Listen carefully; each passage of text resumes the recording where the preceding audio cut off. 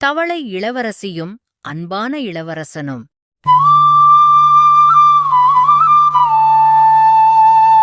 முன்னொரு காலத்துல் ராமாபுரம் என்று ஒரு ராஜ்யம் இருந்தது. அந்த ராஜ்யத்தின் மன்னர் திறமையோடும் நல்ல தெளிவான புத்தியோடும் நல்ல முறையில் ஆட்சி செய்து வந்தார். அவருக்கு 3 புதல்வர்கள் இருந்தனர். அப்பொழுது ஒரு நாள், என்னப்பா, எல்லோரும் வந்துவிட்டீர்களா?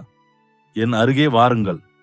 நான் உங்கள் அனைவருக்கும் ஒரு முக்கியமான செய்தி சொல்லலாம் என்று இருக்கிறேன். இதோ வந்துவிட்டோம் தந்தையே. எதற்காக எங்கள் மூவரையும் ஒன்றாக அழைத்துள்ளீர்கள்? இதுபோல் நீங்கள் அழைத்ததே இல்லையே. என்னாயிற்று? அது ஒண்ணுமில்லை அப்பா. எனக்கு வயதாகிக் கொண்டே இருக்கிறது. முன்பு போல் என்னால் எந்த வேலையையும் ஈடுபாட்டுடன் செய்ய முடியவில்லை. அதனால நான் இருக்கும் பொழுதே உங்கள் மூவருக்கும் திருமணம் செய்து வைத்து பேர குழந்தைகளை பார்த்து அவர்களுடன் மகிழ்ச்சியாக இருக்க வேண்டும் என்று விரும்புகிறேன். அதனால்தான் உங்கள் மூவரையும் அழைத்து வர கூறினேன். அப்படியா? அப்ப மணப்பெண்களை தேடுவதற்கு தான் எங்களை அழைத்து உள்ளீர்களா? 3 பேருக்கும் ஒரே நேரத்துல மணப்பெண்களை தேடுவது கொஞ்சம் கடினம். எனக்கு ஒரு யோசனை உள்ளது. நான் அரச வீட்டு ராஜகுமாரிகள் போல் எதிர்பார்க்காமல் நல்ல குணத்துடன் உள்ள பெண்களைதான் என் மருமகள்களாக இருக்க வேண்டும் என்று நினைக்கிறேன். அதனால் நாளை காலையில் உங்கள் மூவருக்கும் ஒரு தேர்வு வைத்துள்ளேன். அதன்படி உங்கள் மூவருக்கும் யார் மனைவியாக வரப்போறவர்கள் என்று நாம் தெரிந்து கொள்வோம். சரிங்கப்பா, உங்கள் விருப்பம் போலே எங்கள் மூவருக்கும் நீங்கள் மணப்பெண்களை தேர்வு செய்யுங்கள். நீங்கள் என்ன சொல்கிறீர்களோ நாங்கள் அதன்படி நடக்கிறோம். நாளை காலையில் வந்து சந்திக்கிறோம். இப்படி மன்னர் அடுத்த நாள் மணப்பெண்களை தேடுவதற்கு முடிவெடுத்தார். எல்லோரும் இங்கே வாங்கப்பா. ஆளுக்கு ஒரு அம்பை எடுத்துக்கொள்ளுங்கள். இந்த அம்பை எந்த திசையில் வேணாலும் நீங்கள் எய்து கொள்ளலாம். இந்த அம்பு யார் வீட்டில் அல்லது எந்த இடத்தில் பாய்கிறதோ அங்கே உள்ளவர்கள்தான் உங்களுக்கு மனைவியாக தகுதி உள்ளவர்கள். அவர்களைத்தான் நான் என் மருமகள்களாக ஏற்றுக்கொள்ளுவேன். இங்கே வந்து ஒவ்வொருவராக இந்த அம்பை எய்துங்கள். இப்படியே ஊரை பார்த்து அம்பை எய்தால் சாதாரண பெண்கள் கூட மருமகளாக வர முடியுமே. சரிப்பா, உங்களுக்காக இதை நான் செய்கிறேன்.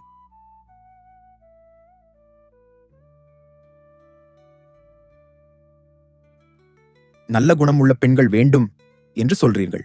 அப்போ நம்ம நேரில் பார்த்து விசாரணை செய்தால்தானே முடியும். அம்பு எங்கே விழுகிறதோ அந்த மணப்பெண் நல்ல குணமானவளா என்று நாம் எப்படி தெரிந்து கொள்ள முடியும்?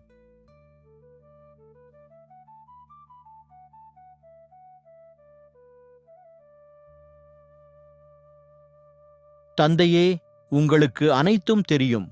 நீங்கள் என்ன சொல்கிறீர்களோ அதன்படியே நான் நடக்கிறேன். எனக்கு நல்ல மனைவியை நீங்கள் தேர்ந்தெடுத்து கொடுப்பீர்கள் என்று நான் நம்புகிறேன். இப்படி மூவரும் தந்தை கூறியபடியே தங்கள் அம்புகளை வேறு வேறு திசைகளில் எய்து முடித்தனர். சரி, இப்பொழுது நீங்கள் மூவரும் சென்று உங்கள் அம்பு எங்கே இருக்கிறதோ அங்கே உள்ளவர்களிடம் பேசி உங்களுக்கான மணப்பெண்களை அழைத்து வாருங்கள். தந்தை கூறியபடி முதலாமவன் அருகில் உள்ள கிராமத்திற்கு சென்று பார்க்கக் கிளம்பினான். சிறிது தூரம் நடந்தவுடன் ஒரு விவசாயியின் வீட்டில் தன்னுடைய அம்பு இருப்பதைக் கண்டு அங்கே செல்கிறான். வாங்க இளவரசரே, எனக்கு மன்னர் மணப்பெண்களை தேடுவதற்கு நடத்திய போட்டி பற்றி தெரியும். நீங்கள் என் பெண்ணை திருமணம் செய்வது கொள்வதில் எனக்கு ரொம்ப மகிழ்ச்சி. நீங்கள் தாராளமாக என் பெண்ணை அழைத்துக் கொண்டு போகலாம். நல்ல வேளை, உங்களுக்கு ஏற்கனவே இதை பற்றி தெரிந்து இருக்கிறது. சரி, உங்கள் பெண்ணை நான் அழைத்துக் கொண்டு போகிறேன்.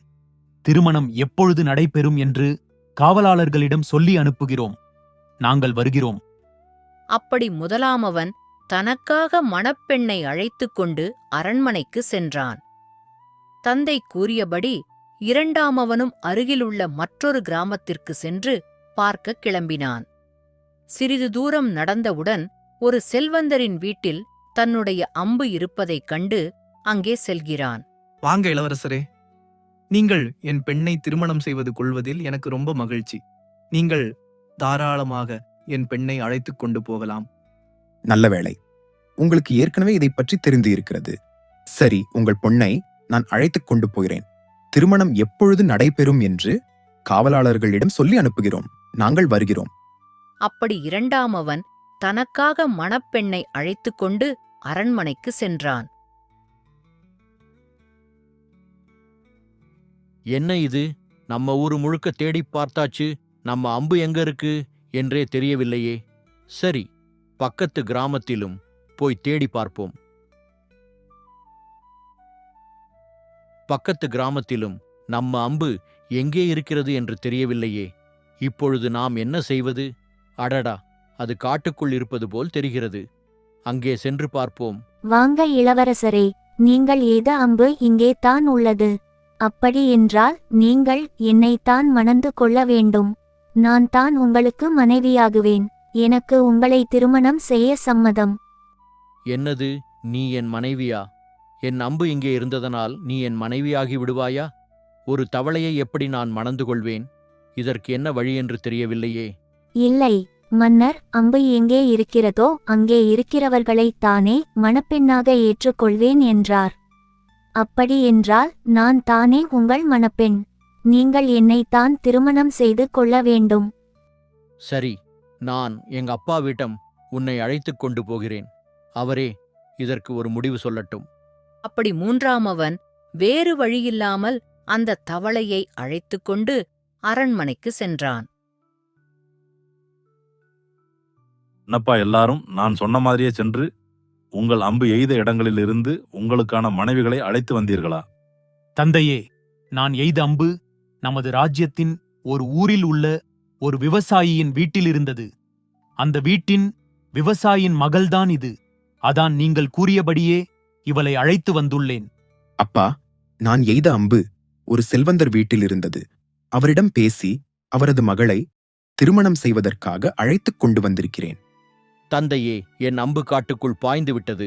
அதன் அருகே இந்த தவளைதான் இருந்தது. இந்த தவளை தன்னைத்தான் மணந்து கொள்ள வேண்டும் என்று என்னிடம் கூறுகிறது. நான் உங்களிடம் கேட்டு இதற்கு ஒரு தீர்வு தரும்படி அந்த தவளையை இங்கே கூட்டி வந்துள்ளேன். நீங்களே அந்த தவளைக்கு சொல்லி புரிய வையுங்கள். ஒரு தவளையை எப்படி நான் மணந்து கொள்ள முடியும்? இல்லையப்பா, நான் தெளிவாக இந்த போட்டியை வைத்துள்ளேன். இதுல உன் அம்பு எங்கே எரியப்பட்டு இருக்கிறதோ அங்கே யார் இருக்கிறார்களோ அவர்கள்தான் உனக்கு மனைவியாக வர முடியும். கடவுள் இதுதான் உனக்கு மனைவியாக விதிக்கப்பட்ட வைத்துள்ளார். அதனால என்னால் எந்த மாற்றமும் செய்ய இயலாது. உன் அம்பு இருந்த இடத்துல இந்த தவளைதான் இருந்துள்ளது. அதனால இந்த தவளைதான் உனக்கு மனைவி. என்ன இது? எனக்கு வந்த சோதனை. ஒரு தவளையைப் போய் நான் மணந்து கொள்வதா? எல்லோரும் என்னை கேலி கிண்டல் செய்வார்களே. என்ன செய்வேன்? ஏன் தந்தை இப்படி ஒரு போட்டியை வைத்து எனக்கு இந்த மாதிரி ஒரு மணப்பெண்ணை திருமணம் செய்து வைக்கிறார்? எல்லோரும் என்னை பார்த்து சிரிக்கப் போகிறார்கள். இப்படி மன்னர் தன் முதலாம் மகனுக்கு அந்த விவசாயியின் மகளையும், இரண்டாம் மகனுக்கு அந்த செல்வந்தரின் மகளையும், மூன்றாம் மகனுக்கு தவளையையும் திருமணம் செய்து வைத்தார். நல்ல வேளை, எனக்காவது ஏழை பெண் மனைவியாக வந்துள்ளாள். அதற்கே நான் வருத்தப்பட்டேன். ஆனால் மூன்றாம் அவன் விதியை பார்த்தால் எனக்கு பரவாயில்லை என்று தோன்றுகிறது. ஆமா, நமக்கு பரவாயில்ல. ஒரு பொண்ணாவது கிடைச்சிருக்கிறது. தம்பிக்கு தவளை மனைவி. அதை பார்க்கும் பொழுது எவ்வளவு கேலிகாய் இருக்கிறது. இப்படி எல்லோரும் அவனை கேலி கிண்டல் செய்தனர். சரி, உங்களுக்கு திருமணங்களாகி 5 தினங்கள் ஆயிற்று. இப்பொழுது என்னுடைய அடுத்த தேர்வுக்கு நேரம் வந்துவிட்டது. உங்கள் மூவருடைய மனைவிகளில் யார் சிறந்தவர் என்பதை நான் தேர்வு செய்ய விரும்புகிறேன். எனவே நீங்கள் மூவரும் சென்று உங்கள் மனைவிகளிடம் எனக்காக ஒரு ஆடையை தைத்து தருமாறு கூறுங்கள். யாருடைய ஆடை சிறந்ததாக இருக்கிறது என்று பார்ப்போம். எங்களுக்கு பரவாயில்லை. உன் தவளை மனைவி எப்படி ஆடையெல்லாம் தைப்பாள்? இப்பொழுதே நீ இந்த போட்டியில தோற்றுவிட்டாய். போட்டி எங்கள் இருவருக்கு மட்டும்தான் போல. சரி, நாங்கள் சென்று வருகிறோம். என்ன இது? எனக்கு தவளையை ஒரு மனைவியாக தந்துவிட்டு போட்டியும் நடத்துகிறார். நான் என்னதான் செய்தேன்? இப்போது அந்த தவளையிடம் எப்படி ஆடையை தைத்து தர சொல்ல முடியும்? அண்ணன்கள் சொல்வது போல் நான் இப்போதே இந்த போட்டியில் தோற்றுவிட்டேன். ஏன் என் விதி இப்படி இருக்கிறது? இப்படி மன்னர் கூறிய போட்டியால் இளவரசன் ரொம்ப வருத்தப்படுகிறான். இளவரசரே, என்ன ஆயிற்று? மன்னர் அழைத்தார் என்று சென்றீர்கள். திரும்பி வந்தவுடன் சோகமாக உட்கார்ந்து கொண்டிருக்கிறீர்கள். ஏன், மன்னர் அப்படி என்ன கூறினார்? அது ஒன்றுமில்லை. நீ போய் உன் வேலையைப் பார். கூறுங்கள் இளவரசரே, உங்கள் சோகத்திற்கு காரணம் என்ன? இல்லை, மன்னர் எங்கள் மூவரையும் அழைத்தார். எங்கள் மூவரின் மனைவிகளிலும் யார் சிறந்தவர் என்பதை தெரிந்து கொள்ள விரும்புவதாக கூறினார். அதற்காக அவருக்கு ஒரு ஆடையை தைத்து தரும்படி 3 மனைவிகளுக்கும் சொல்லுமாறு கூறினார். ஆனால் உன்னால் எப்படி ஆடையை தைத்து தர முடியும்? என் அண்ணன்கள்தான் வெற்றி பெறப்போகிறார்கள். அதைத்தான் எண்ணிக்கொண்டிருந்தேன். இவ்வளவுதானா? நீங்கள் இரவு நன்றாக உறங்குங்கள். காலையில் நீங்கள் கொண்டு செல்ல நல்ல ஆடை இங்கே இருக்கும். எதை பற்றியும் கவலைப்படாதீர்கள். நான் அனைத்தையும் பார்த்துக் கொள்கிறேன். சரி, நீ உன்னால் முடிந்தவரை முயற்சி செய். காலையில் பார்ப்போம்.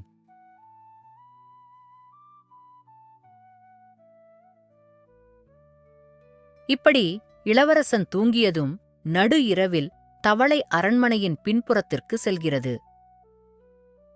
அங்கே திடீரென ஒரு வெளிச்சம் உருவாகி அந்த தவளை அழகான இளவரசி போன்ற பெண்ணாக மாறுகிறது. யார் அங்கே? இங்கே வாருங்கள். எனக்கு என் தந்தை பண்டிகை நாட்களில் அணிவது போல் தங்கப்பட்டு ஜரிகைகளுடன் கூடிய நல்ல ஒரு ஆடையை தைத்துக் கொண்டு வா. விடிவதற்குள் கொண்டு வா. இப்படி அந்த பெண் அழைத்ததும் ஒரு பறவை வந்து ஒரு கூடையை வைத்துவிட்டு சென்றது. பிறகு அந்த பெண் மீண்டும் தவளையாக மாறி அரண்மனைக்குள் செல்கிறாள். நல்ல வேளையாக விடிவதற்குள் நான் கூறியபடி ஆடையை கொண்டு வந்து விட்டார்கள். சரி, வேறு யாரும் பார்ப்பதற்குள் இளவரசரிடம் சென்று விடலாம். இளவரசே, இன்னும் தயாராகவில்லையா? நான் சொன்னபடியே நல்ல ஒரு ஆடையை தைத்து அதை மேஜையின் மீது வைத்துள்ளேன். நீங்கள் போகும் பொழுது அதை கொண்டு சென்று மன்னரிடம் கொடுங்கள். அவருக்கு அது நிச்சயமாக பிடிக்கும். அப்படியா? சரி, நான் கண்டிப்பாக அதை எடுத்துக்கொண்டு போய் வருகிறேன். நீ இவ்வளவு கடினமாக முயற்சி செய்து ஆடையை தைத்துக் கொடுத்திருக்கிறாய். அதனால இது மன்னருக்கு நிச்சயமாக பிடிக்கும். இதேபோல் மற்ற இருவரின் மனைவிகளும் ஆளுக்கு ஒரு ஆடைகளை தைத்தனர். பெரிய இளவரசரே, நான் இரவு முழுவதும் தூங்காமல் இந்த ஆடையை தைத்தேன். இது சிறப்பான ஆடையாக இருக்கும் என்று நினைக்கிறேன். இதை நீங்கள் மன்னரிடம் கொண்டு சென்று காமியுங்கள். சரி, நான் கொண்டு போய் காட்டுகிறேன். உன் ஆடைதான் நல்லா இருக்கும் என்று தோன்றுகிறது. பார்ப்போம். இளவரசே, நான் என்னால் முடிந்தவரை இந்த ஆடையை தைத்து வைத்திருக்கிறேன். இதை நீங்கள் மன்னரிடம் கொண்டு செல்லுங்கள். சரி, நான் இந்த ஆடையை கொண்டு போய் காட்டுறேன். உன்னை விட வேற யாரும் அழகான ஆடையை கொண்டு இருக்க மாட்டார்கள் என்றுதான் நினைக்கிறேன். சரி, பார்ப்போம். நான் போய் வருகிறேன். மூவரும் ஆடைகளை எடுத்துக்கொண்டு அரண்மனைக்கு செல்கிறார்கள். எல்லோரும் தங்கள் மனைவிகளிடம் ஆடைகளை தைத்து கொண்டு வந்து உள்ளீர்களா? இந்தாங்கப்பா, என் மனைவி தைத்து கொடுத்த ஆடை. உங்களுக்கு இது எவ்வளவு பிடித்திருக்கிறது என்று கூறுங்கள். என்ன இது? இந்த ஆடை நமது அரண்மனையில் வேலை செய்யும் வேலையாட்கள் தான் போட முடியும். இவ்வளவு பழைய துணி போன்று இருக்கிறது. இது எனக்கு வேண்டாம். நமது வேலையாட்களில் யாருக்காவது இதை கொடுத்து விடுங்கள். 2வது ஆடையை கொண்டு வாருங்கள். அப்பா, இந்தாங்க. என் மனைவியிடம் சொல்லி உங்களுக்காக சிறப்பான ஆடையை தைக்க சொன்னேன். எப்படி இருக்கிறது என்று பாருங்கள். இந்த ஆடை குளிர்காலங்களில் மட்டும்தான் பயன்படுத்த முடியும். இதை பண்டிகை காலங்களில் பயன்படுத்த முடியாது. இதையும் வேறு யாருக்காவது கொடுத்து விடுங்கள். அடடா, என்ன அழகான ஆடை! பட்டு ஜரிகைகளில் நெய்த தூய ஆடையாக இருக்கிறது. என்ன அழகு! இந்த ஆடையை என் அலமாரிக்குள் வையுங்கள். நல்ல பண்டிகை நேரங்களில் நான் அணிகிறேன். உன் தவளை மனைவிதான் இந்த ஆடையை தைத்தாளா? இவ்வளவு அருமையாக இருக்கிறது. இந்த தேர்வில் உன் மனைவிதான் வெற்றி பெற்றவள். ரொம்ப மகிழ்ச்சி தந்தையே. என் தவளை மனைவி இந்த போட்டியில் கலந்து கொள்ளவே தகுதியில்லை என்று நான் நினைத்தேன். ஆனால் அவள்தான் இன்று இந்த போட்டியில் வெற்றி பெற்றுள்ளார். எனக்கு மிகவும் சந்தோஷம் தந்தையே. நான் சென்று அவளிடம் கூறுகிறேன். தவளையே, நீ எப்படி இவ்வளவு அழகான ஆடையை தவித்துக் கொடுத்தாய்? நீ தைத்த ஆடை என் தந்தைக்கு மிகவும் பிடித்துவிட்டது. அவர் அதை பண்டிகை காலத்தில் போட வேண்டும் என்று அவரது அலமாரியில் வைக்க சொல்லினார். மிகவும் சந்தோஷப்பட்டார். ரொம்ப நன்றி அழகான ஆடையை தவித்துக் கொடுத்ததற்கு. நீதான் இந்த போட்டியில் வெற்றி பெற்றாய்.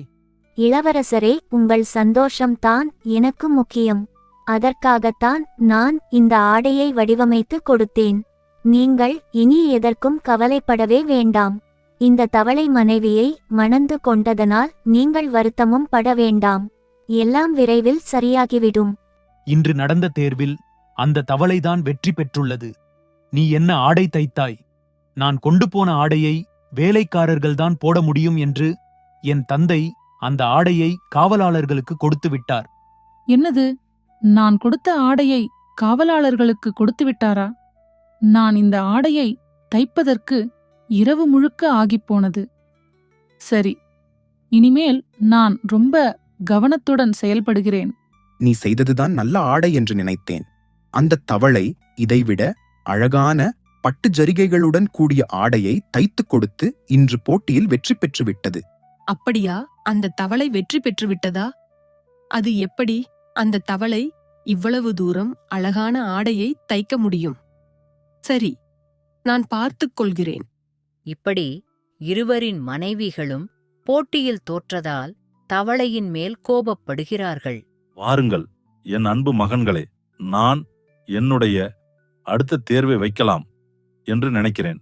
நாளை மதியம் எனக்கு மதிய உணவு உங்கள் மனைவிகள்தான் தயார் செய்ய வேண்டும். மதிய உணவுக்கு எனக்கு சுவையான ரொட்டிகள் வேண்டும். நீங்கள் சென்று உங்கள் 3 மனைவிகளிடமும் இதனை கூறி எனக்கு சுவையான உணவை தயார் செய்ய சொல்லுங்கள். யார் இதில் வெற்றி பெறுகிறார்கள் என்று பார்ப்போம். தவளையே, இன்று என் தந்தை அடுத்த போட்டியை கூறினார். ஆனால் நாம் இந்த போட்டியில் நிச்சயமாக வெற்றி பெற முடியாது. ஏனென்றால் அவருக்கு நாளை மதிய உணவு தயார் செய்ய வேண்டுமாம். அந்த மதிய உணவுக்கு ரொட்டிகள் வேண்டும் என்று கூறினார். நீ எப்படி அதை தயார் செய்ய முடியும்? பரவாயில்லை, நாம் தான் ஒரு போட்டியில் வெற்றி பெற்று விட்டோமே. இதை பற்றி நாம் கவலைப்பட வேண்டாம்.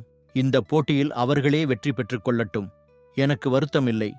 இல்லை இளவரசரே, நீங்கள் ஏன் நாம் இந்த போட்டியில் வெற்றி பெற முடியாது என்று கூறுகிறீர்கள்? என்னால் எல்லாம் செய்ய முடியும். நீங்கள் கவலைப்படாதீர்கள். இந்த போட்டியிலும் நாம் தான் வெற்றி பெறப் போகிறோம். பாருங்கள். அம்மா, நீ அந்த போட்டியில் தவளை வெற்றி பெற்றதை பார்த்தாயா? நானும் தான் இரவு முழுக்க ஆடையை வடிவமைத்து கொடுத்தேன்.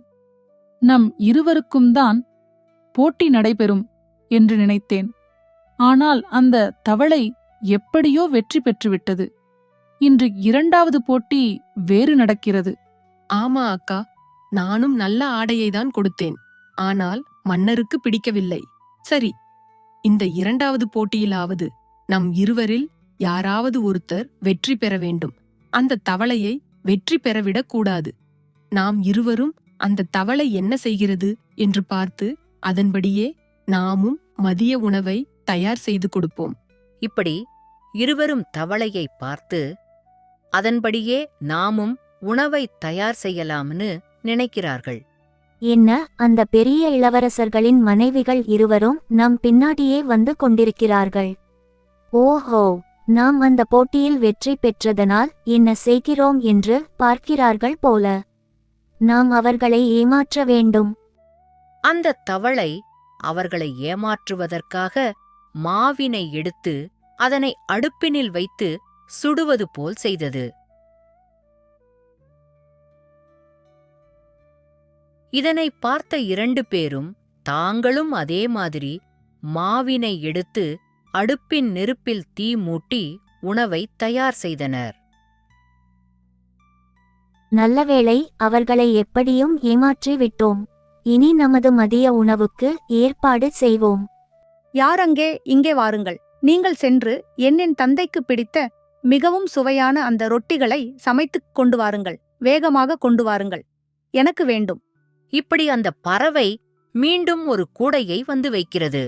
என்னப்பா, எல்லோரும் என்னுடைய மதியம் உணவை தயார் செய்து கொண்டு வந்து உள்ளீர்களா? எங்கே கொடுங்கள். எனக்கு இன்று மிகவும் பசியாக உள்ளது. தந்தையே, எங்கள் மூவரின் மனைவிகள் சமைத்த மதிய உணவுகளை இங்கே கொண்டு வந்துள்ளோம். நீங்கள் சுவைக்க தயாராக உள்ளது. அடடே, இது என்ன? இந்த ரொட்டி மிகவும் கருகிப் போய் உள்ளது. ஒரு மன்னருக்கு இப்படியா மதிய உணவு செய்து கொடுப்பீர்கள்? எடுத்து செல்லுங்கள். அடுத்த உணவை கொடுங்கள். ஐயோ, இதுவும் அதே போல்தான் உள்ளது. இதையும் தயவு செய்து எடுத்துச் செல்லுங்கள். வாயிலேயே வைக்க முடியவில்லை. இன்று எனக்கு மிகவும் பசியாக உள்ளது.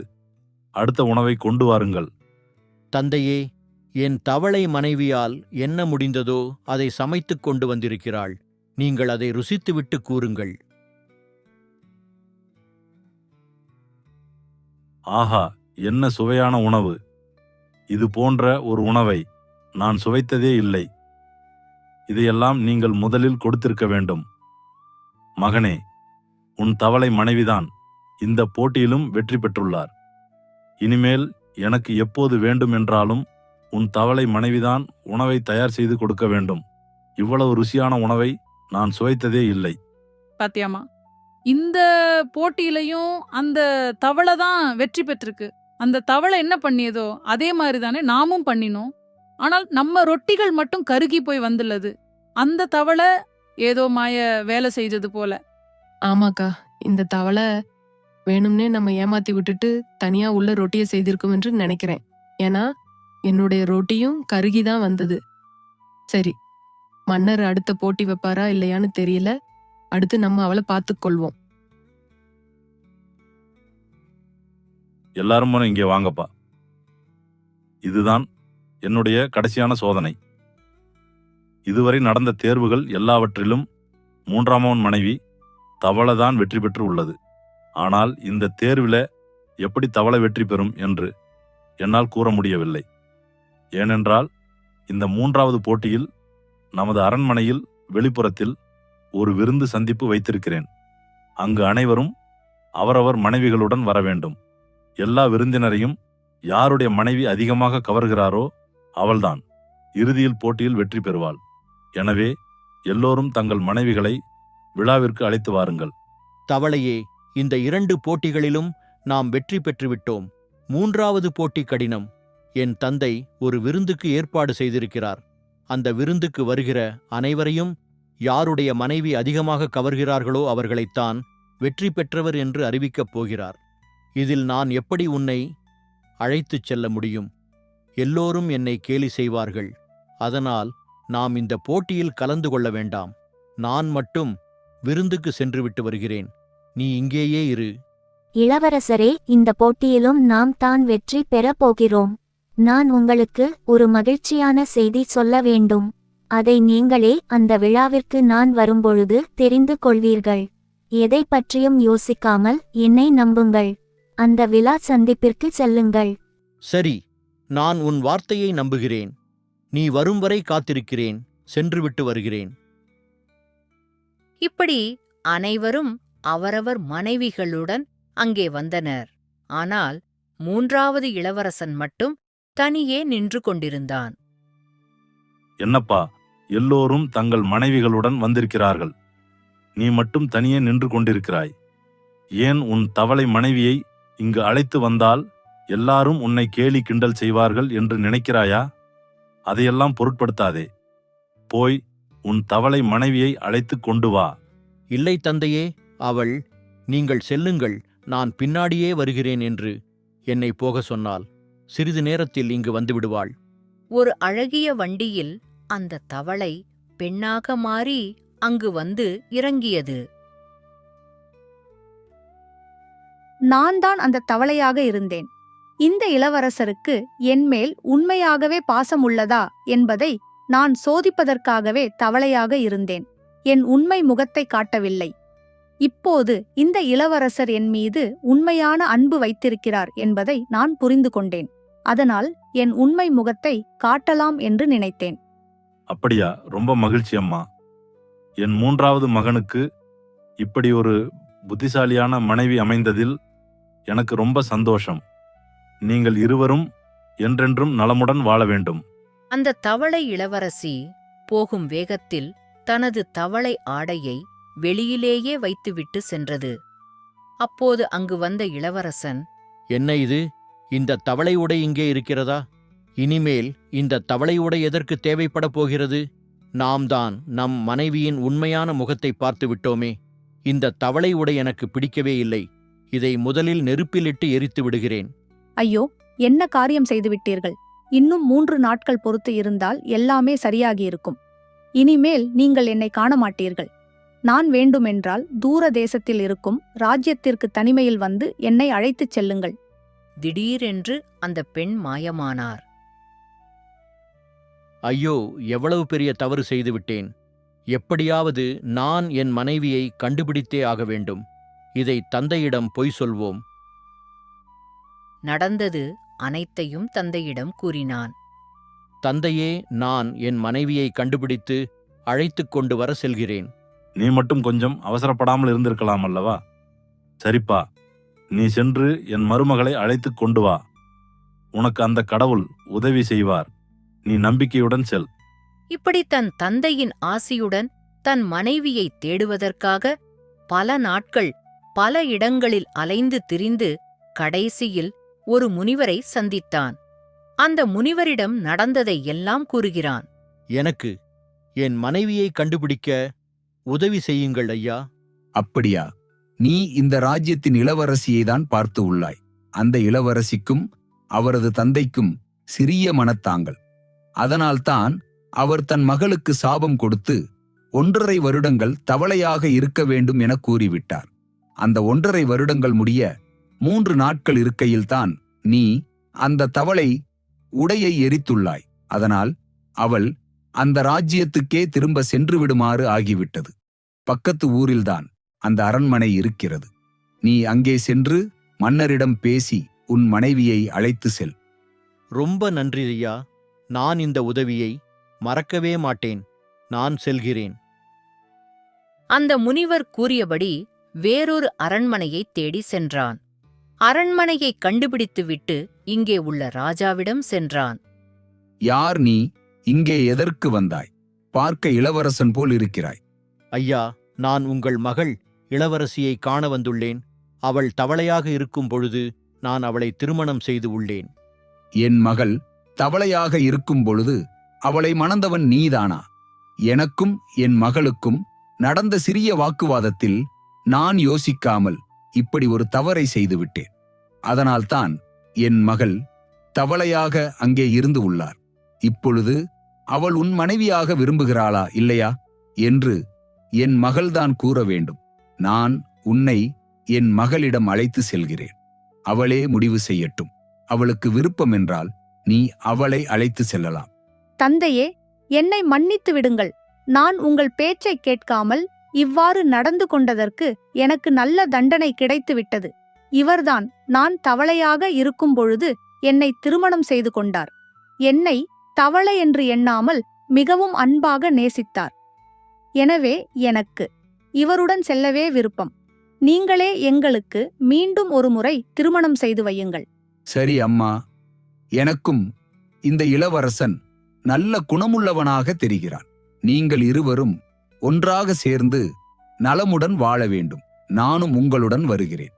வந்து உங்களுக்கு திருமணம் செய்து வைக்கிறேன். எனக்கு மிகவும் மகிழ்ச்சி. என் தந்தையும் மிகவும் சந்தோஷப்படுவார். வாருங்கள், எல்லோரும் எங்கள் ராஜ்யத்திற்கு போகலாம். இப்படி இறுதியில் அனைவரும் சேர்ந்து அவர்கள் இருவருக்கும் திருமணம் செய்து வைத்தனர். வாழ்வில் எவ்வளவு துன்பங்கள் வந்தாலும் பொறுமையோடு இருந்தால் இறுதியில் நாம் எதிர்பார்ப்பதை விட சிறந்ததாக நடக்கும். லீலாவும் 3 மணப்பயன்களும்.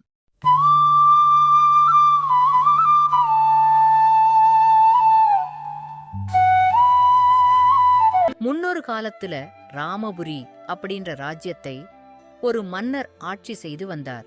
அவருக்கு 3 மகன்கள் இருந்தாங்க. முதல் பையன் பேரு அப்துல்லா, 2வது பையன் பேரு சலீம், 3வது பையன் பேரு காலித்.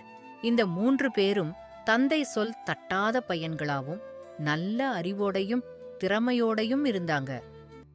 அமைச்சர்களே, நம்ம நாட்டுல மக்கள் எல்லாரும் எப்படி இருக்காங்க, என்னெல்லாம் நடக்குதுன்னு சொல்லுங்க. மக்களுக்கு தேவையான நல்ல புது திட்டங்கள் இருந்தாலும் என்கிட்ட சொல்லுங்க. மன்னரே, ஒரு அவசர செய்தி. அதனாலதான் தாமதிக்காமல் உங்களை காண ஓடி வந்துட்டேன். அப்படியா? என்ன அப்படி அவசர செய்தின்னு சொல்லு. மன்னரே, உங்கள் நெருங்கிய நண்பனான ஜெய்புர மன்னர் இப்போ உடல்நிலை ரொம்ப மோசமான நிலைமையில இருக்காரு. அவர் எந்த உணவும் சாப்பிடவே மாட்டேன்னு சொல்லி உங்களை உடனடியா பார்க்கணும் சொல்லியிருக்காரு மன்னரே. ஐயோ, என் நண்பன் உடல்நிலை இவ்வளவு மோசமாயிருக்கா? நான் உடனடியா கிளம்பி அவனை வந்து பார்க்கறேன்னு போய் தகவல் சொல்லுங்க. இப்படி மன்னர் வேக வேகமா அவருடைய நண்பரை பார்க்க போனார். நண்பா, என்ன இது? உன் உடல்நிலை ரொம்ப மோசமா இருக்குன்னு சொன்னாங்க. நீ சாப்பிட உணவு எதுவும் எடுத்துக்கலையாமே, என்ன ஆச்சு நண்பா? நண்பா, எனக்கு ஏதோ தீராத நோய் வந்திருக்கு. நான் கூடிய சீக்கிரமே சாக போறேன். அதனால நீ எனக்கு ஒரு உதவி பண்ணணும். அதான் உன்னை வேகமா இங்க கூட்டிட்டு வர சொன்னேன். இதெல்லாம் ஒன்றும் ஆகாது. நம்ம வெளிநாடுகள்ல இருந்து நல்ல புகழ்பெற்ற மருத்துவர்களை வர சொல்லி உன்னுடைய நோய்க்கு மருந்து கண்டுபிடிக்கலாம். நீ ஒன்னும் கவலைப்படாத நண்பா, நான் பார்த்துக்கிறேன். இப்படி மன்னர் சொன்னார். ஆனாலும் ஜெயராம மன்னருக்கு தீராத நோய் இருந்தது. நண்பா, என் பொண்ணு லீலாவை பத்தி உனக்கு தெரியும். என் பொண்ணுக்கு உன்னுடைய பையன்கள்ல ஒரு பையனுக்கு நீ திருமணம் செய்து வைக்கணும். உன் பொண்ணு மாதிரி என் பொண்ணை நீ கடைசி வரை துணையா இருந்து பார்த்துக்கணும். அப்படி நீ பார்த்துப்பன்னு எனக்கு வாக்கு கொடுக்கணும். அதுக்காக தான் நான் உன்னை இங்க வர வச்சேன். நண்பா, என் வாழ்க்கை முடிய போகுது. ஆனா என் பொண்ணு வாழ்க்கை நல்லபடியா இருக்கணும். அதான் நான் உன்கிட்ட ஒப்படைக்கிறேன். நிச்சயமா நண்பா, நான் என்னுடைய 3 பையன்கள்ல ஒரு பையனுக்கு நம்ம லீலாவை திருமணம் பண்ணி வைக்கிறேன். இவங்க பேசிக்கொண்டிருக்கும் பொழுதே லீலா அங்க வந்தாள். தன் அப்பாவோட உடல்நிலை ரொம்ப மோசமா இருக்கிறத பார்த்து லீலா ரொம்பவே வருத்தப்பட்டாள். அப்பா, உங்களுக்கு உடல்நிலை ரொம்ப மோசமாகிக் கொண்டே இருக்கு. நம்ம சிறந்த மருத்துவர்களை வர சொல்லி உடனடியாக உங்களுக்கு நோயை சரி பண்ண பார்க்கணும்பா.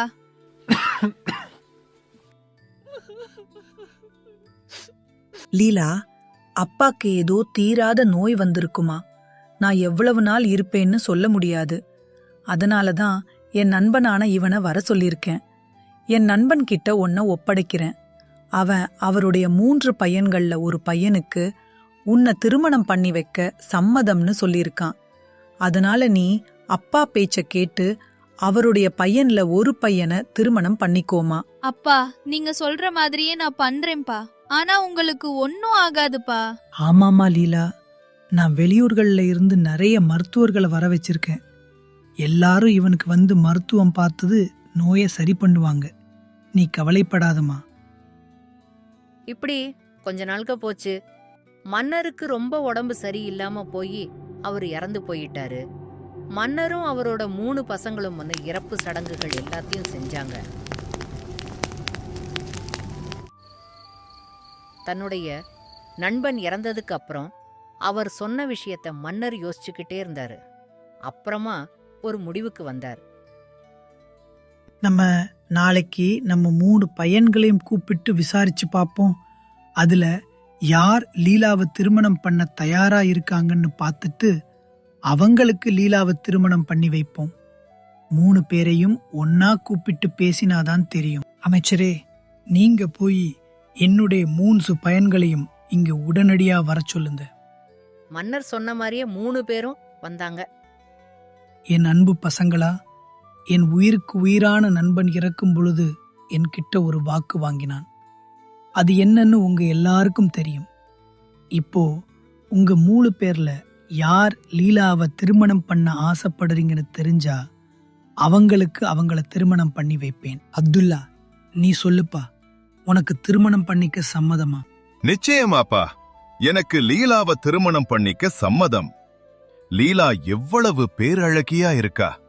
அதனால எனக்கு லீலாவை திருமணம் பண்ணிக்கிறதில்ல எந்த பிரச்சனையும் இல்லப்பா.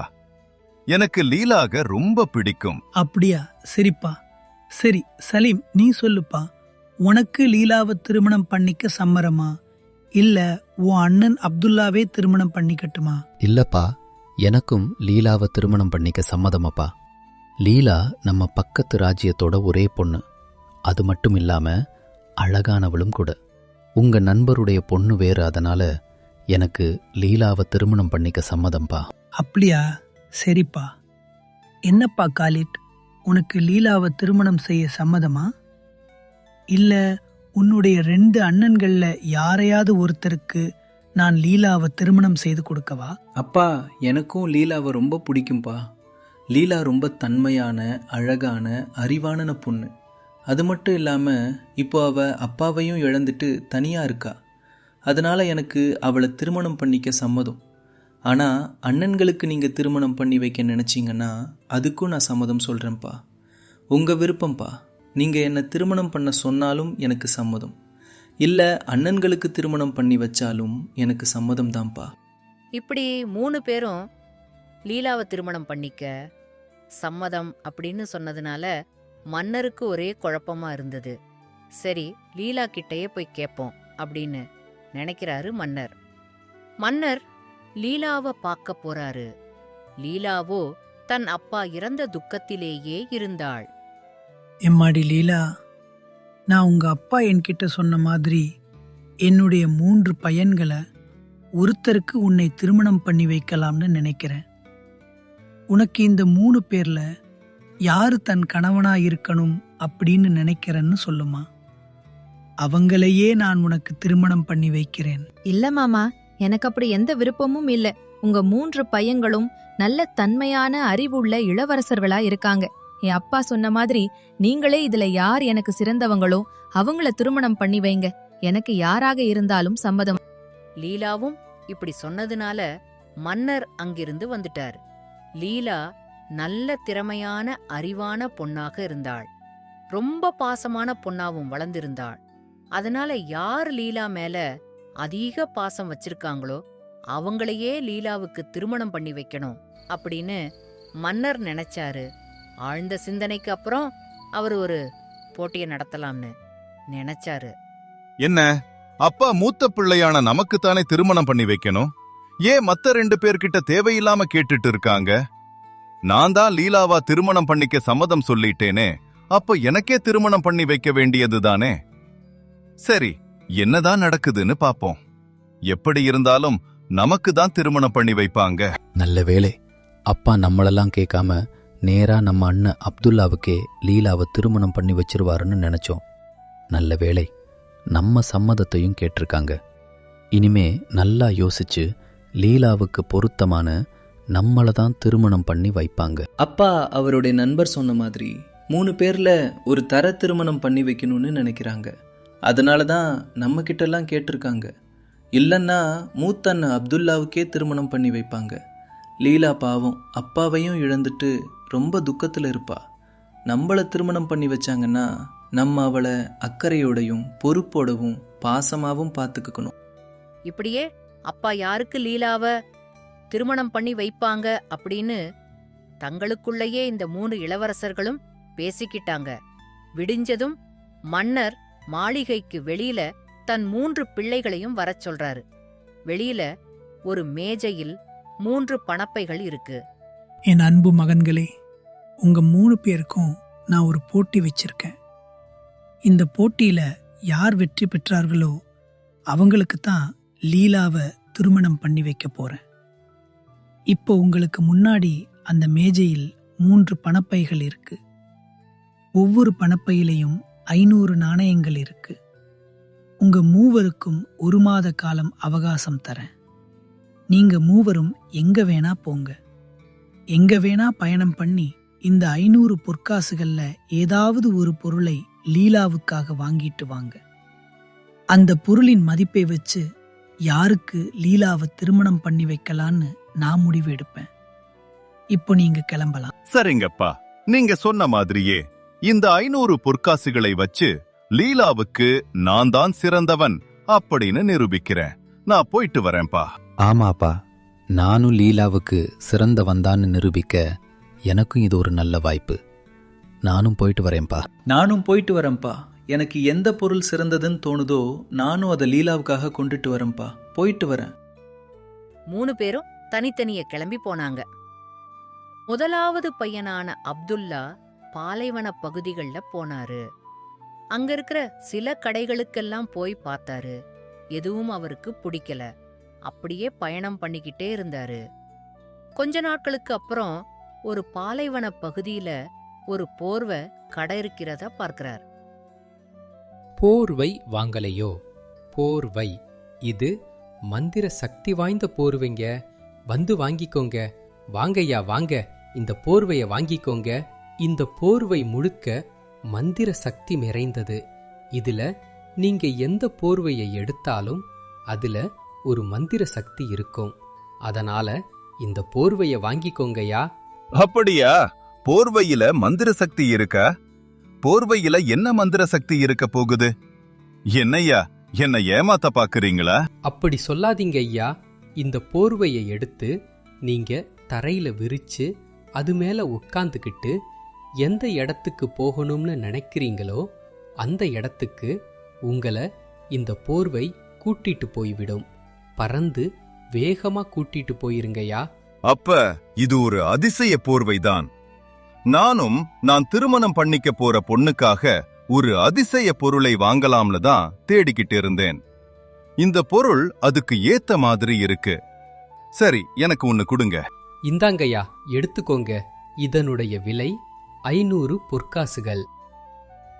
அப்துல்லா அந்த போர்வைய வாங்கிட்டு திரும்பவும் ஊருக்கு கிளம்பினார். 2வது பையன் சலீமுக்கு அதிசய பொருள்கள் எல்லாம் எங்க கிடைக்கும் அப்படின்றது தெரியும். அதனால அவர் நேரா அந்த அதிசய பொருள்கள் விக்கிற கடைத்தெருவுக்கு போலான்னு நினைச்சு கொஞ்ச நாட்கள்லயே அங்க போய் சேர்ந்தாரு. கடைக்காரரே, எனக்கு இங்க நல்ல அதிசய மந்திர பொருள்கள் கிடைக்கும்னு தெரியும். அதனால தான் நான் இங்க வந்து நான் திருமணம் பண்ணிக்க போற பொண்ணுக்கு கொடுப்பதற்காக ஒரு நல்ல பொருளை வாங்க வந்தேன். உங்ககிட்ட இருக்கிறதுலையே நல்ல விலை உயர்ந்த பொருளா, புதிய பொருளா ஏதாவது காமிங்க. அப்படிங்களா? ரொம்ப சந்தோஷம்யா. இங்கே நிறைய பொருட்கள் இருக்கு. எல்லாமே புதுசா இருக்க பொருள்கள். உங்களுக்கு எது வேணுமோ நான் அதை தரேங்கயா. இது என்ன? தூரத்தில் உள்ளதை பார்க்கிற கண்ணாடி மாதிரி இருக்கு. இது எந்த வகையில பயன்படும்னு சொல்லுங்க பார்ப்போம். ஆமாங்கய்யா, இந்த கண்ணாடி ஒரு அதிசய கண்ணாடி தாங்கிதாங்க. இந்த கண்ணாடியை வச்சு நீங்க யாரை பார்க்கணும்னு நினைக்கிறீங்களோ அவங்கள பார்க்கலாம். அவங்க இந்த உலகத்துல எங்க இருந்தாலும் என்ன பண்ணிட்டு இருந்தாலும் அவங்கள பட்டுன்னு உங்க கண் முன்னாடி நிறுத்தும். இது ஒரு நல்ல சிறந்த பரிசு தாங்கய்யா. இதை வாங்கிக்கோங்க. ஆமா, இது ஒரு நல்ல பரிசாதான் தெரியுது. அப்ப நான் எங்க இருந்தாலும் இந்த கண்ணாடி மூலமா லீலாவை பார்த்துக்கலாம். சரி, இந்த கண்ணாடிய நான் வாங்கிக்கிறேன், கொடுங்க. இப்படியே சலீமும் அந்த கண்ணாடியை வாங்கிக் கொண்டு கிளம்பினார். 3வது பையனான காலித் பக்கத்து ஊர்களுக்கு போனார். அவருக்கு அதிசய பொருட்கள் எங்கே கிடைக்கும் என்று தெரியாது. என்ன வாங்கி கொடுக்கிறதுன்னு எந்த யோசனையும் இல்ல. சாதாரண கடைகளுக்கும் சாதாரண ஊர்களுக்கும் போனாரு. அப்ப ஒரு நாள் ஒரு கடையில போய் உக்காந்தாரு. அங்க ஒரு பாட்டி பழங்களை வித்துட்டு இருந்தாங்க. யாரு பாணி? பார்க்க இளவரசன் மாதிரி இருக்கு. இங்க வந்து உட்கார்ந்திருக்க. எந்த ஊரு பாணி? பாட்டி, நான் பக்கத்து ராஜ்யத்தோட மன்னருடைய மகன். எங்க அப்பா எங்களுக்கெல்லாம் ஒரு போட்டி வச்சாங்க. அதனால தான் நான் இங்க வந்து உட்கார்ந்துருக்கேன். இப்படி நடந்ததையெல்லாம் அந்த பாட்டிக்கிட்ட காலித் சொன்னாரு. அப்படியா? உன்னை பார்க்க ரொம்ப நல்ல பையனாவும் அறிவான பையனாவும் தெரியுது. உனக்கு அந்த பொண்ணை திருமணம் பண்ணிக்க உண்மையிலேயே சம்மதமாப்பா? ஆமா பாட்டி, சிறு வயசுல இருந்தே எனக்கு லீலாவை ரொம்ப பிடிக்கும். அவ இப்ப அப்பாவை இழந்து நிக்கிறத பார்க்க எனக்கு ரொம்ப வருத்தமா இருக்கு. இருந்தாலும் என் அண்ணன்கள் லீலாவை நல்லா தான் பார்த்துப்பாங்க. அவங்களுக்கு திருமணம் பண்ணி கொடுத்தாலும் எனக்கு சம்மதம்தான். இருந்தாலும் நானும் லீலாவுக்காக ஏதாவது ஒரு பொருள் வாங்கிட்டு போகணும். சரிப்பா, உன் நல்ல மனசு போலவே உனக்கு நடக்கும். என்கிட்ட ஒரு அதிசய தங்க ஆப்பிள் இருக்கு. அதை நீ வாங்கிக்கோ. அதை போய் நீ திருமணம் பண்ணிக்க போற அந்த பொண்ணுக்கு பரிசாக கொடு. அப்படியா? அதிசய ஆப்பிளா? சரி கொடுங்க பாட்டி, நான் அதே வாங்கிட்டு போறேன். அந்த அதிசய ஆப்பிள் என்ன பண்ணும் பாட்டி? இது ஒரு தங்க நிறத்தில் இருக்கிற அதிசய ஆப்பிள். இந்த ஆப்பிள் யார் எவ்வளவு நோய்வாய்ப்பட்டு இருந்தாலும் ஒரு வாய் சாப்பிட்டாலே போதும், அந்த நோய் அவங்களை விட்டு பறந்து போயிரும். இறந்தவங்க கூட இதை சாப்பிட்டா உயிர் பெற்று வர வாய்ப்பு இருக்கு. ரொம்ப சந்தோஷம் பாட்டி, அந்த ஆப்பிளை கொடுங்க, நான் போயிட்டு வரேன் பாட்டி. காலித்யும் தனக்கான பொருளை வாங்கிட்டு கிளம்பிட்டார். மன்னர் சொன்னது போலவே கொஞ்ச நாட்களிலேயே 3 பேரும் தங்களுக்கான பொருள்களை வாங்கிட்டு வந்தாங்க. ஒரு இடத்துல 3 பேரும் சந்திச்சாங்க. அதே நேரத்துல இங்க லீலாவுக்கு அவங்க அப்பாக்கு வந்த அதே நோய் வந்து படுத்த படுக்கையா இருந்தாள். தம்பிங்களா, இங்க பாத்தீங்களா, நான் ஒரு அதிசய போர்வை வாங்கியிருக்கேன். இந்த போர்வையில உட்கார்ந்துகிட்டு நம்ம எங்க போகணும்னு நினைச்சாலும் உடனே அந்த இடத்துக்கு நம்மள இந்த போர்வை கூட்டிட்டு போயிடுமாம். அப்படியானா ரொம்ப சந்தோஷம். நான் ஒரு தொலை தூரத்துல நடக்கிற நிகழ்வை பார்க்குற கண்ணாடியை வாங்கியிருக்கேன்.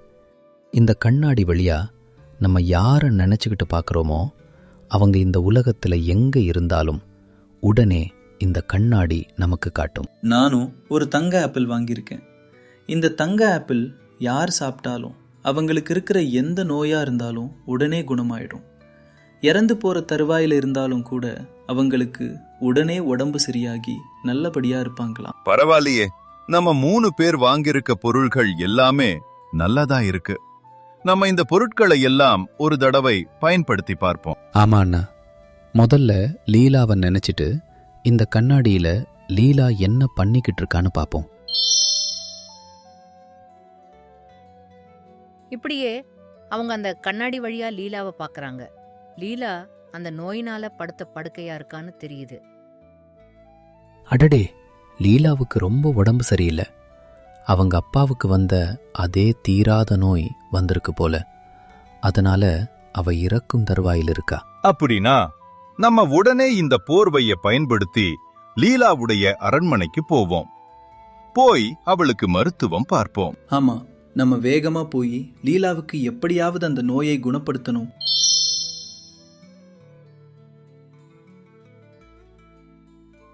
மூணு பேரும் அந்த போர்வையில ஏறி லீலாவை பார்க்க போறாங்க.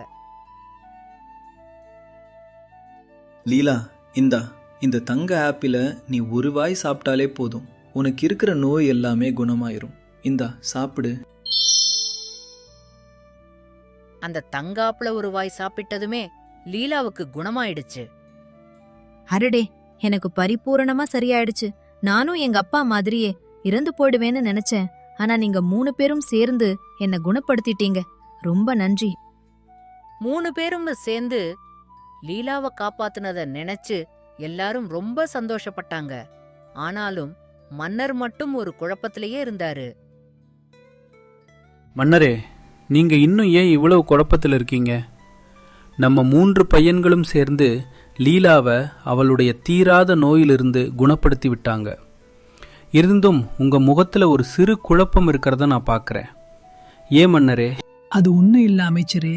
3 பேருக்கும் 500 பொற்காசுகள் கொடுத்து நல்ல பொருள்களா லீலாவுக்கு வாங்கிட்டு வர சொன்னேன்.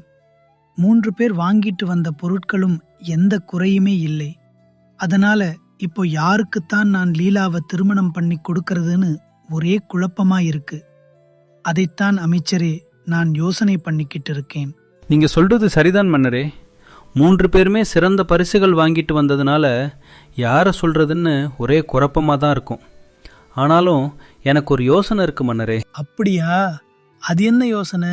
சொல்லுங்க அமைச்சரே. மன்னரே, இவங்க 3 பேரும் லீலாவுக்காக பரிசுகள் வாங்கிட்டு வந்திருந்தாலும் அந்த பரிசுகள் எப்படி பயன்படும்னு தெரிஞ்சதுக்கு அப்புறம் அதை லீலாவுக்கே விட்டு கொடுக்க அவங்களுக்கு மனசு வராதுன்னு நினைக்கிறேன். அதனால யார் ஒருத்தர் இந்த பரிசுகளை லீலாவுக்கே கொடுக்கறேன்னு சொல்றாங்களோ அவங்களே லீலாவுக்கு ஏத்த மனப்பையனா இருக்கணும்னு நான் நினைக்கிறேன் மன்னரே. ஆமா அமைச்சரே, நீங்க சொல்லது உண்மைதான். இப்படிப்பட்ட அதிசய பொருள்களை அவங்க 3 பேரும் இதை ரொம்ப கஷ்டப்பட்டு வாங்கிட்டு வந்திருக்காங்க. அதனுடைய பயன் ரொம்பவே அதிகம். அதை வச்சுதான் லீலா உயிரையே இப்ப காப்பாத்திருக்காங்க. அதனால யார் அந்த பொருட்களை லீலாவுக்கே கொடுக்க நினைக்கிறாங்களோ அவங்களையே லீலாவுக்கு மனப்பயனா நான் அறிவிக்க போறேன். சரிங்க மன்னரே. தம்பி அப்துல்லா, நீ உன்னுடைய இந்த அதிசய போர்வைய லீலாவுக்கே கொடுக்கிறாயா? இல்லப்பா, நான் இந்த பொருளை லீலாவுக்காக தான் வாங்கினேன். ஆனா அத லீலாவுக்கே கொடுத்துட்டா நான் எப்படி அவளை பார்க்கிறது? இவளுக்கு ஏதாவது ஒரு துன்பம் அப்படின்னா என்கிட்ட இந்த போர்வை இருந்தாதானே நான் வேகமாக வந்து அவளை பார்க்க முடியும். அவளுக்கே இந்த போர்வைய நான் எப்படி கொடுக்க முடியும்? எனக்கு இந்த போர்வை வேணும்பா. இத வச்சு சுலபமா எங்க வேணாலும் நான் போய் என்னுடைய எல்லா வேலைகளையும் ரொம்பவே வேகமா முடிச்சிருவேன். தம்பி சலீம், நீ உன்னுடைய இந்த தொலைதூர பார்வை கண்ணாடிய லீலாவுக்கு கொடுக்கறியா? அதெல்லாம் முடியாதுப்பா.